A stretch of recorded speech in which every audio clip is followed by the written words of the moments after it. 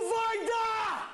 Não vai dar! Amo da Atena, certo? A nossa família toda, né? A gente tem uma admiração incrível E é por ele. recíproco. Né? Amamos. A senhora morou em Ribeirão Preto quando a senhora morou lá perto da 7 de setembro? Eu tinha 2 meses, como que eu vou lembrar, cacete? Toma dura, hein? Não, eu só tava tentando... Toma dura, hein? Como que eu vou lembrar com 2, 3 meses? Agora Você nós tá estamos no louco? ar. Estamos no ar. Saímos do YouTube.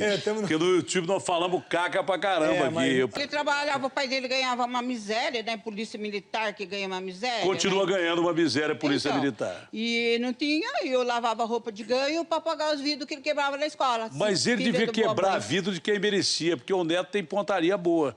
Ele não é, então devia quebrar o A senhora vidro. acha que eu fiz muita coisa errada na infância? Nossa, que você quer que eu falo que você fez? Fala uma! só! Fala uma! Fala a verdade! Eu vou falar. Uma Ele coisa pegava, errada com o Neto. arrancava o pipi dele, o pinto, né, que fala, né?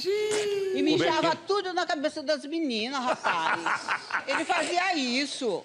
O pai das meninas até já morreu, era a polícia militar, o Clóvis. Você lembra disso? Peraí, você mijava na Se cabeça eu das for meninas? falar, acaba no programa. Atenção, Mais uma, é uma mais declaração, mais uma. é uma declaração da mãe do elemento, que o elemento de posse do seu órgão genital urinava das meninas.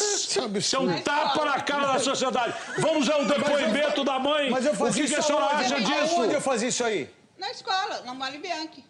É Dona brincadeira de Mariette agora já criança. morreu, porque ela poderia falar, né? Não, mas Mas, brincadeira de amor, criança. Já que eu quebrava os seus vídeos, pera aí que eu vou fazer Meus forte. vidros não, vidro da escola. Não vai dar! Não vai dar!